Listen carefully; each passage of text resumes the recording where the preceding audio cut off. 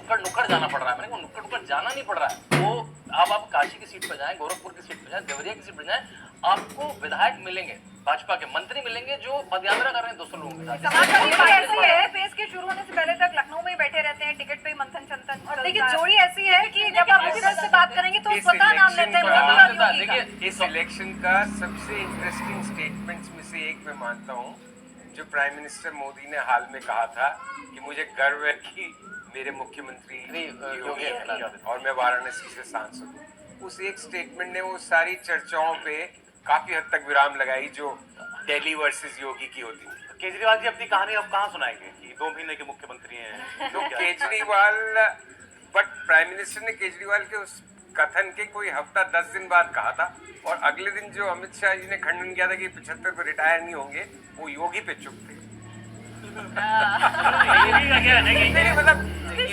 चूंकि आपने केजरीवाल की बात छेड़ी। देखिए मंचों से खबर पढ़नी है और कौन सी जो नहीं खबर छपी वो बतानी है। मंचों से नरेंद्र मोदी ने किसी अपने मुख्यमंत्री की इतनी जोर से तारीफ करी कभी नहीं। तो वो योगी आदित्यनाथ है, चाहे वो एक टर्म दे दिया योगी प्लस मुझे लगता है योगी उपयोगी। इसमें मैं एकदम एग्री करूंगा। प्रधानमंत्री नरेंद्र मोदी के किसी भी स्पीच में उठा के देखिए, अपने बीजेपी के छोटे से छोटे कार्यकर्ता का वो मनोबल ऐसा बढ़ाते हैं। मध्य प्रदेश में शिवराज सिंह चौहान कैंपेन के दौरान बाद में नाम लेना भले उन्होंने बंद किया क्योंकि ये समझ आ रहा था लेकिन उसका फायदा नहीं है, लेकिन शुरू में लगा था उनकी भी तारीफ। खट्टर साहब को हटाना था, हटाने से एक दिन पहले आपने देखा कि कैसी तारीफ। तो वो इस काम को करते हैं। राष्ट्रीय अध्यक्ष के तौर पर जेपी नड्डा ने आप कहना क्या चाह रहे हैं? ऐसा नहीं है कि योगी आदित्यनाथ को लेके कोई अलग रणनीति होगी और वो अलग रणनीति सिर्फ गॉसिप की दुनिया में चलती है। अच्छा जी को भी जो इंटरव्यू दिया था उन्होंने क्या बोला था कि पहले तो केवल मोदी से परेशान थे, अब इसमें एक नाम और जोड़ दिया गया है, योगी। स्वाभाविक सी बात है ना कि भाई आप उस नेता को नर्चर कर रहे हैं। आप एक सिंपल बात सोचिए कि 2017 में जब योगी आदित्यनाथ को मुख्यमंत्री बनाया गया वो चेहरा थोड़ी थे, उतनी सीटें तो बीजेपी को अभी भी नहीं आई विधानसभा में वहाँ पे। तो ये बीजेपी का सिस्टम है जो उस नेता को नर्चर करता है। हाँ, गॉसिप की दुनिया में जरूर ये चलने लगता है जो बीजेपी को और किसी तरीके से नहीं हटा सकते, तो चलो मोदी वर्सेज योगी या अमित शाह वर्सेज योगी इस तरह की चीजें करें। ग्राउंड पे दूर दूर तक उसका कोई लेना देना नहीं। और मैंने पहले भी एक बार इस बात को कहा था कि किसी दिन बीजेपी के सिस्टम ने तय किया कि अगर योगी आदित्यनाथ को हटाना है तो 24 घंटा नहीं लगेगा। सर मैं एक लाइन जोड़ देता हूँ सर, एक तारीफ को लेकर जोड़ देता ये हूँ। तो केजरीवाल गुजरात के अंदर प्रधानमंत्री नरेंद्र मोदी गए थे तो प्रधानमंत्री मोदी ने विजय रूपाणी जब मुख्यमंत्री तारीफ में कहा था कि जो मैं गुजरात में काम करके गया उसको बहुत तेजी से आगे विजय रूपाणी बना रहे हैं। मुझे लगता है कि मैं से बेहतर मुख्यमंत्री साबित होंगे। और 1 साल बाद विजय रूपाणी का इस्तीफा हो गया था। तो ये जरूरी नहीं है कि अगर तारीफ करें तो मतलब मुख्यमंत्री बना ही रहे। लेकिन सौरभ अगर आप लोग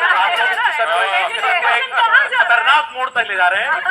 सस्पेंस क्रिएट हो गया। उत्तर प्रदेश में तो आता है कि मुझे मोदी योगी मंदिर दे दी, मोदी योगी गैस दे दी, ऐसा किसी और स्टेट में सुनने को नहीं मिलेगा कि आपको ऐसा किसी और एक कपलिंग सी है। मोदी योगी में एक शब्द माना जाता है, वो सिलेबस में एक साथ निकलता है वोटर के, एक साथ निकलता है वोटर के मुंह से। कहीं चले जाए आप, शहर में चले जाए, गाँव में दूसरी चले बड़ी जाएं। साफ साफ है ना, आपको यूपी डिलीवर करना है तो और यूपी में आपको मालूम है कि योगी ऐसा किसी और स्टेट में नहीं मिलता जहाँ भाजपा। फास्टेस्ट ग्रोइंग तो योगी बहुत बड़ा इकोनॉमी अगर स्टेट की बात करें उत्तर प्रदेश बहुत तेजी से ऊपर आया है। योगी आदित्यनाथ एसेट हैं बीजेपी के लिए, इसमें कहाँ कोई संदेह होना चाहिए। अब कौन व्यक्ति अपने एसेट को खराब करता है? ठीक बात, योगी आदित्यनाथ को जितनी ताकत ये लोग दे रहा है। ठीक बात। लेकिन यूपी आपके हिसाब से या बीजेपी के हिसाब से मैं कहूँ तो इन्होंने कहा 70 मैक्सिमम बीजेपी 70 जाएगी। 80 में 70 कौन कहेगा कि अच्छा नहीं, बहुत अच्छा है। लेकिन क्या बीजेपी इससे ज्यादा एक्सपेक्ट करती थी कभी? शुरू में ये टारगेट जरूर रखा गया था कि 75 तक भी हम लेके जाए, क्योंकि आइडियल सिचुएशन है बीजेपी के लिहाज से। अभी के समय में देखिए नरेंद्र मोदी की लोकप्रियता, योगी आदित्यनाथ की लोकप्रियता, गठबंधन के मामले में आरएलडी आपके साथ, ओम प्रकाश राजभर आपके साथ जो कि पिछले चुनाव में भी नहीं थे, बसपा सपा साथ नहीं है, वो भी उत्तर प्रदेश के लिहाज से बीजेपी के लिहाज से बहुत जरूरी था कि ट्रायंगुलर फाइट हो। तो सारी परिस्थितियों में निश्चित तौर पर इससे आदर्श स्थिति बीजेपी के लिए नहीं हो सकती। ये 2014 वाली स्थिति भी नहीं, 1900 में बहुत मुश्किल स्थिति थी कि सपा बसपा गठबंधन जैसे ही साफ हो जाता है सौरभ, कम से कम 20 से 25 सीटें ऐसी हैं जहाँ पर मुस्लिम, यादव और दलित मिलके वो बुके पहुँच जाता है 57-58%, 60%। वहाँ पे कहाँ फाइट में रहेंगे। लेकिन ये स्थिति ऐसी नहीं थी और इससे आदर्श स्थिति बीजेपी के लिए नहीं हो सकती थी। सीट को लेकर जरूर जैसे ये बात कही जाती है, कई बार आपको बताया जाएगा कि हाँ ये कैंडिडेट खराब हुआ। मैंने तो जितने साल बीजेपी कवर किया है और किसी भी पार्टी को आप कवर कर रहे हैं, ऐसा होता ही नहीं है कि हर बार सारे कैंडिडेट आपके आदर्श कैंडिडेट। कुछ कैंडिडेट खराब होते ही हैं और उन खराबी की वजह ऐसा नहीं होता है कि बीजेपी लीडरशिप को पता नहीं होता है, लेकिन वो कई बार मजबूरी में आपको देना। बीजेपी अपने एलाइंस को बीजेपी जिम्मेदारी मान करके उठो करके लेकर के चलिए, एलाइज का और साथ मिलता तो ये नंबर बेहतर होता। बिल्कुल, इसमें कोई दो राय नहीं कि एलाइज भी अगर उसी रूप में मजबूत रहते तो ये नंबर और बेहतर हो सकता था। हम दो तरफ से एलाइज का, जब मैं पूरी ताकत की बात बता रहा हूँ, चुनाव में जिस प्रकार के संसाधन लगते हैं उन संसाधनों में भी एलाइज की सीट को लेके कोई भेदभाव नहीं किया गया। उसके साथ